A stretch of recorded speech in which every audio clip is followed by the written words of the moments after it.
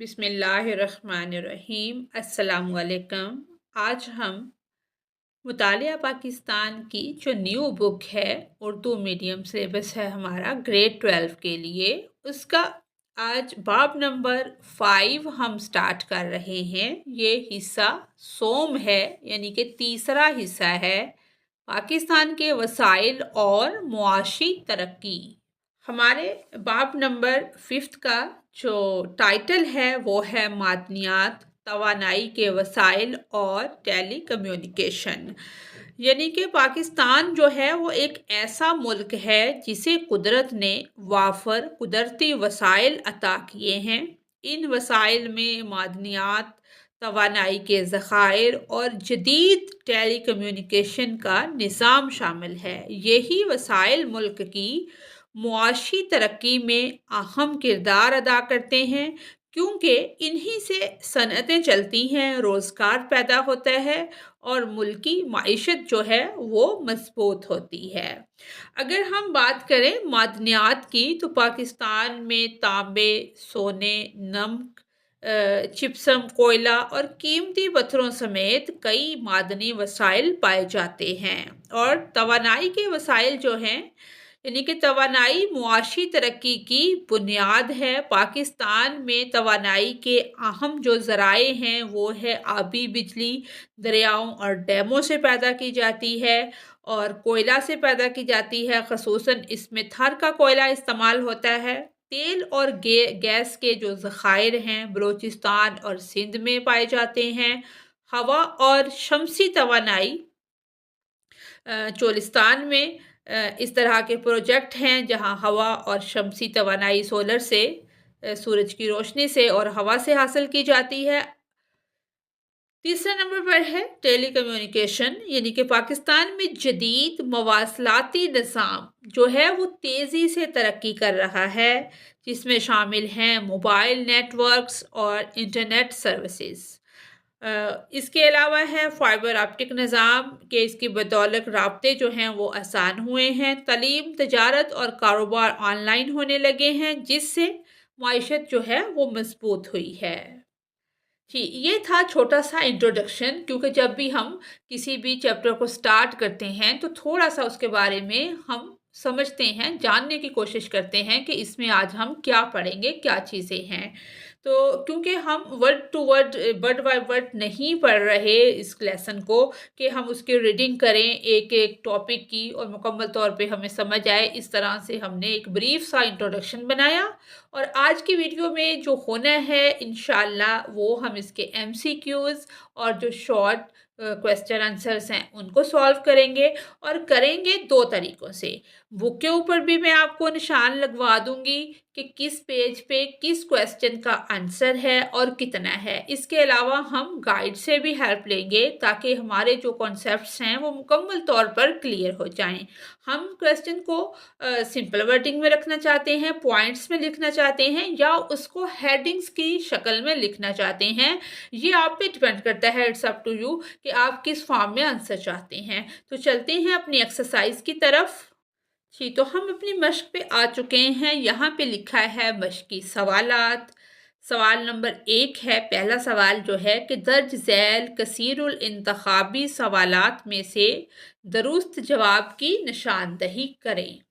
तो सबसे पहली जो स्टेटमेंट या फर्स्ट क्वेश्चन है हमारा, वो है साल्ट रेंज मशहूर है मादनी नमक और चूने के पत्थर के लिए।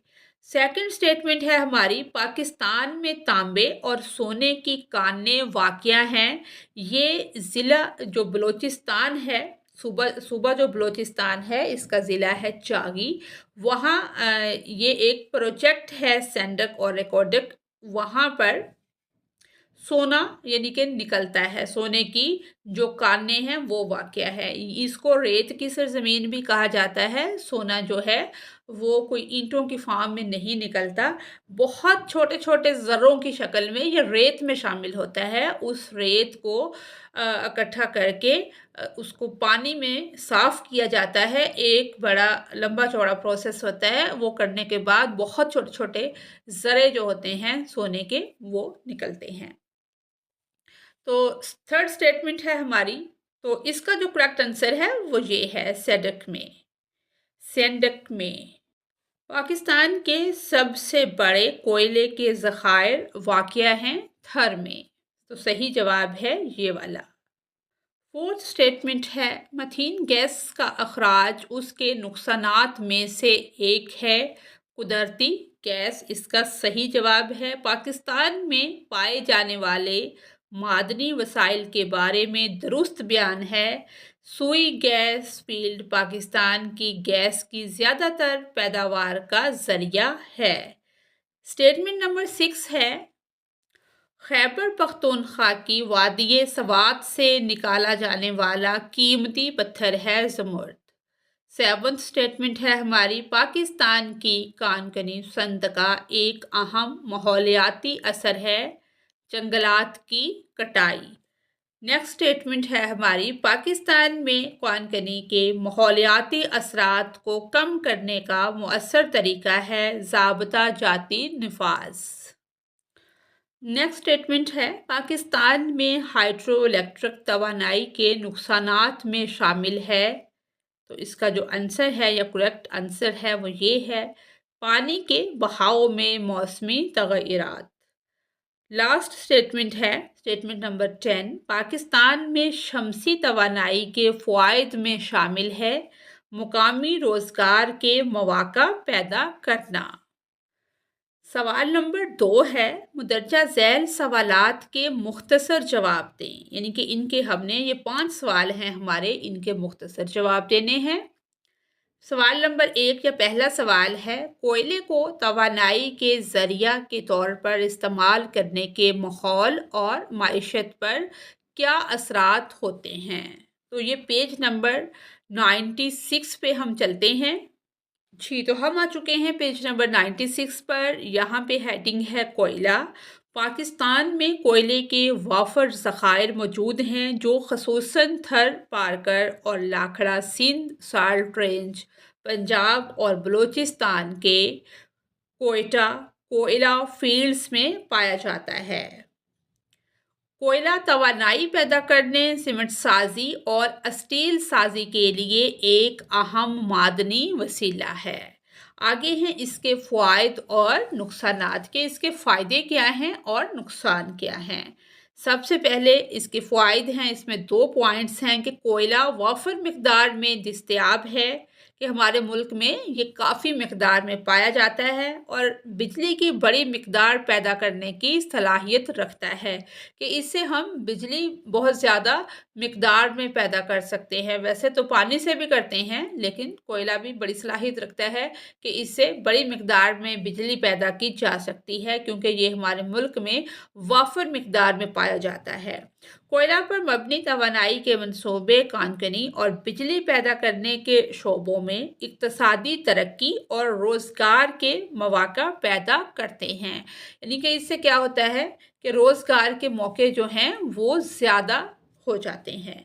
और अब इसके नुकसानात को देखते हैं कि कोयले की कानकनी और इसको जलाने से ज़ाहिर बात है जब हम इससे बिजली पैदा करेंगे, इसको जलाएंगे तो क्या होगा, माहौलियाती आलूदगी पैदा होती है जैसे कि ग्रीन हाउस और जहरीली गैसों का अखराज और आबी आलूदगी वगैरह।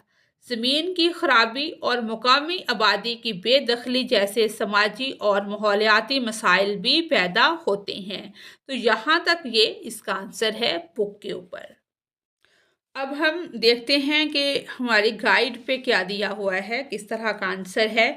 वही हेडिंग है कोयले की और ये एक लाइन जो है ये एक्स्ट्रा यूज़ कर दी है इन्होंने। और क्या इन्होंने बताया है कि मुआशी असरात और ये फ़वाइद और माहौलियाती असरात नुकसानात, ये 2 लफ्ज़ों का इजाफा कर दिया है और वर्डिंग भी एज इट इज़ है, सब कुछ सेम वही है।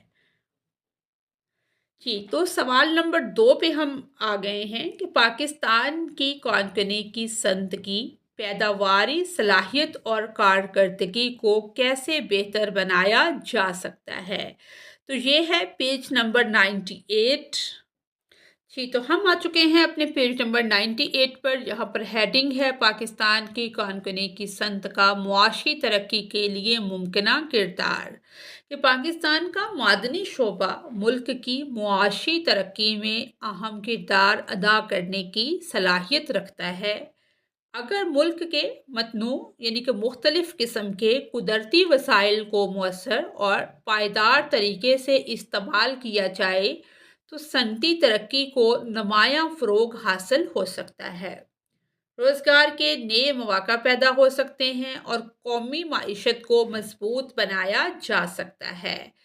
माइनिंग इंडस्ट्री तांबे, सोने और क्रोमाइट जैसे कीमती मादनियात की बरामदात के ज़रिए कसीर ज़र मुबादला पैदा करने की सलाहियत रखती है।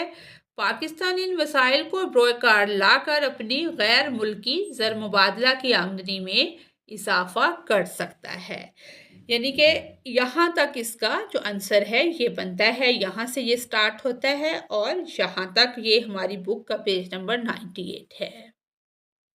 जी, तो सेकंड आंसर है इसका कि पाकिस्तान की कान-कने की सनत को मुतअद्दिद चैलेंजेस का सामना है, जैसे कि कमज़ोर पॉलिसियाँ, नाक़िस बुनियादी ढांचा, पुराना तरीक़ाकार और सरमाया की कमी। इसकी पैदावार और कारकर्दगी को बेहतर बनाने के लिए जामिया इस्लाहात की ज़रूरत है।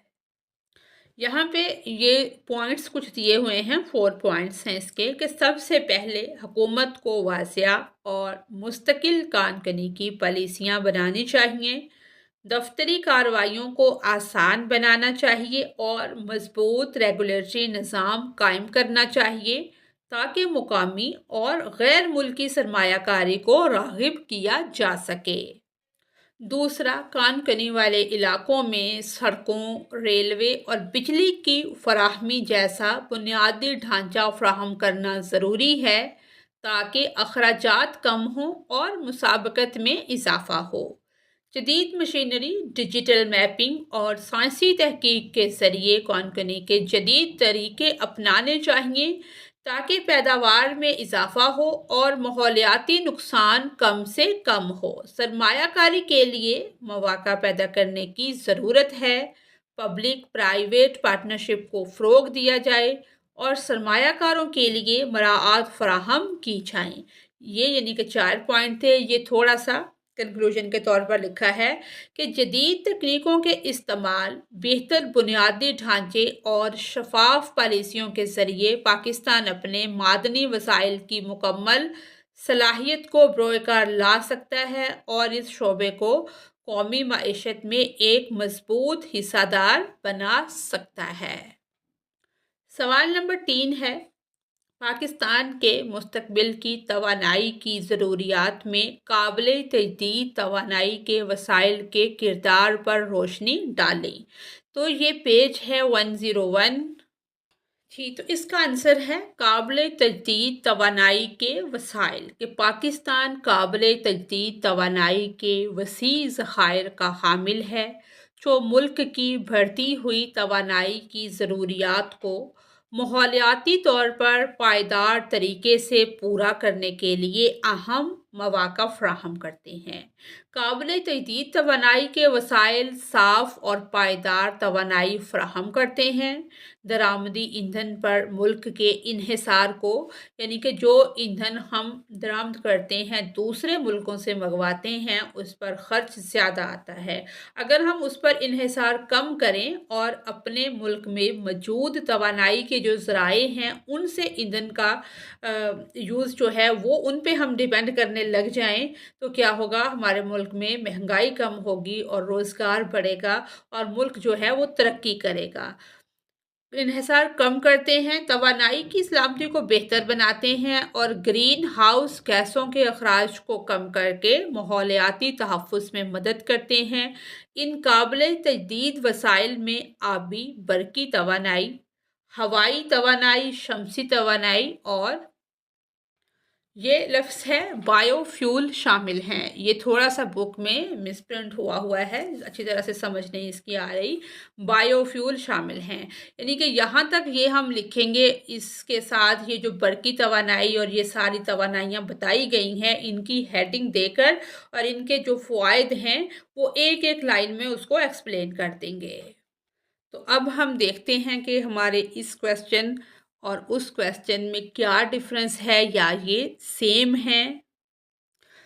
तो यहाँ से इसका आंसर स्टार्ट हो रहा है कि पाकिस्तान के पास काबिल तजदीद तवानाई के वाफर वसाइल मौजूद हैं, जैसे आबी, बरकी तवानाई, शमसी तवानाई, हवाई तवानाई और बायोफ्यूल। ये वसाइल मुस्तकबिल की तवानाई की ज़रूरियात को पूरा करने में एक अहम किरदार अदा कर सकते हैं। आगे किरदार और अहमियत लिख के ये इसके कुछ पॉइंट्स बना दिए गए हैं। आप चाहें तो बुक वाला लिख सकते हैं, चाहें ये लिख लें। काबिल तजदीद तवानाई के ये वसाइल साफ़ और पायदार तवानाई फ़राहम करते हैं। इनके इस्तेमाल से कई फ़वाइद हासिल हो सकते हैं, जैसे दरामदात में कमी। लिखा उधर भी यही है, दरामदात में कमी, लेकिन यहाँ पे थोड़ा सा अच्छी तरह से हेडिंग्स में लिखा है। ये महंगे दरामदी ईंधन जैसे तेल और गैस पर इन्हिसार को कम करते हैं। तवानाई का तहफ़्फ़ुज़, ये मुल्की तवानाई के तहफ़्फ़ुज़ को बेहतर बनाते हैं। माहौलियाती फ़वाइद, इनसे ग्रीन हाउस गैसों के अखराज को कंट्रोल करने में मदद मिलती है, जो मौसमियाती तब्दीली के असरात को कम करता है। जी, अगरचे इनका मुमकिना इस्तेमाल बहुत वसी है, लेकिन ज़्यादा सरमायाकारी, बुनियादी ढांचे की कमी और पॉलिसी में हाइल रुकावटें इनकी तरक्की को सुस्त कर रही हैं। अगर इन वसाइल को मौसर तरीके से तरक्की दी जाए तो ये पाकिस्तान के पायदार तवानाई के मुस्तकबिल की बुनियाद बन सकते हैं। सवाल नंबर 4 है, जदीद ज़राए मवासलात के मुमकिना मनफी असरात क्या हैं? तो इसका आंसर जो है वो है पेज नंबर 109 है। जी, तो हम आ चुके हैं पेज नंबर 109 पर। यहाँ पे लिखा है टेलीकम्युनिकेशन के मुमकिना मनफी असरात। ये इसकी मेन हेडिंग है। यहाँ से टेलीकम्युनिकेशन के समाजी और सियासी पहलुओं पर मुज़र असरात भी मरतब हो सकते हैं। समाजी सतह पर डिजिटल मवासलात के हर जगह इस्तेमाल से मुश्किलात पैदा हो सकती हैं। इसमें एक दूसरे से मेल जोल में कमी, ज़ाती ताल्लुकात का कमज़ोर होना और समाजी तन्हाई में इजाफ़ा शामिल हैं। डिजिटल चैनल्स खसूसन सोशल मीडिया के ज़रिए गलत मालूमात और जाली ख़बरों की तरसील समाजी तनाव में इजाफ़ा कर सकती है और अदारों पर एतमाद को कमज़ोर कर सकती है। यानी कि इसको हम यहाँ तक इसको लिखेंगे। ये हमारी बुक से हो गया और अब हम इसका सेकंड आंसर भी देखते हैं। सेकंड आंसर है जदीद ज़राए मवासलात के मुमकिना मनफी असरात। जदीद ज़राए मवासलात के समाजी और सियासी पहलुओं पर मनफी असरात मरतब हो सकते हैं। यानी कि समाजी सतह पर डिजिटल मवासलात के हर जगह इस्तेमाल से मुश्किलात पैदा हो सकती हैं। इसमें एक दूसरे से मेल जोल में कमी, ज़ाती ताल्लुकात का कमज़ोर होना और समाजी तन्हाई में इजाफ़ा शामिल हैं। दूसरा पॉइंट है इसका, डिजिटल चैनल्स खसूसन सोशल मीडिया के ज़रिए गलत मालूमात और जाली ख़बरों की तरसील समाजी तनाव में इजाफ़ा कर सकती है और अदारों पर एतमाद को कमज़ोर कर सकती है। फिर है स्क्रीन पर ज़्यादा वक्त गुजारना और डिजिटल आलात पर इन्हिसार ज़हनी और जिस्मानी सेहत के लिए नुकसानदेह साबित हो सकता है। नेक्स्ट पॉइंट है, सियासी तौर पर टेलीकम्युनिकेशन मुस्बत और मनफी दोनों तरीक़ों से राय आमा और सियासी अमल को मुतासर कर सकती है। अगरचे ये आज़ादी इज़हार और सियासी सरगर्मियों के लिए प्लेटफॉर्म मुहैया करते हैं, लेकिन इनका इस्तेमाल गैर कानूनी निगरानी, सेंसरशिप और हेरा फेरी के लिए भी किया जा सकता है। नेक्स्ट हमारा पॉइंट है कि मुख्तलिफ ग्रोह अपने प्रोपेगेंडा को फ़रोग़ देने, साइबर हमले शुरू करने और राजदारी के हकूक़ के ख़िलाफ़ वर्जी करने राजदारी के हकूक़ की ख़िलाफ़ वर्जी करने के लिए टेलीकम्युनिकेशन का फ़ायदा उठा सकती हैं। डिजिटल तक़सीम भी टेलीकम्युनिकेशन के मनफ़ी असरात में से एक है। जब बाज़ ग्रोहों को टेलीकम्युनिकेशन तक रसाई हासिल नहीं होती तो इससे सियासी शमूलियत में अदम मसावात पैदा हो सकती है और मौजूदा समाजी नाइंसाफ़ियों में इजाफ़ा हो सकता है। आगे क्वेश्चन नंबर 5 है, ई लर्निंग में मवासलात का क्या किरदार है? तो ये पेज नंबर 111 से 112 तक है, यानी कि 111 पेज से स्टार्ट हो रहा है और इसका एंड जो है वो 112 पेज पे हो रहा है। जी, तो हम आ चुके हैं पेज नंबर 111 पर। ई लर्निंग प्लेटफॉर्म्स की तरक्की, यहाँ पे हेडिंग है कि तेज़ रफ्तार इंटरनेट की बढ़ती हुई दस्तयाबी ने ई लर्निंग प्लेटफॉर्म्स की तख्लीक को फ़रोग़ दिया है, जो कोर्सेज़ और तदरीसी मवाद का एक वसी इंतखाब पेश करते हैं।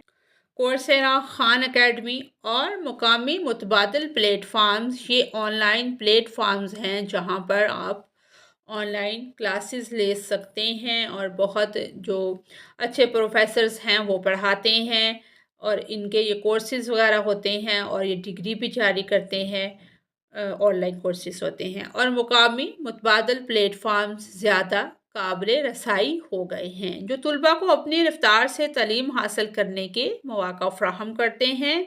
इंटरनेट राब्तों में बेहतरी के साथ पाकिस्तान के बहुत से अदारों ने ऑनलाइन डिग्री प्रोग्राम तैयार किए हैं, जिससे तुलबा घर बैठे आला तालीम हासिल कर सकते हैं।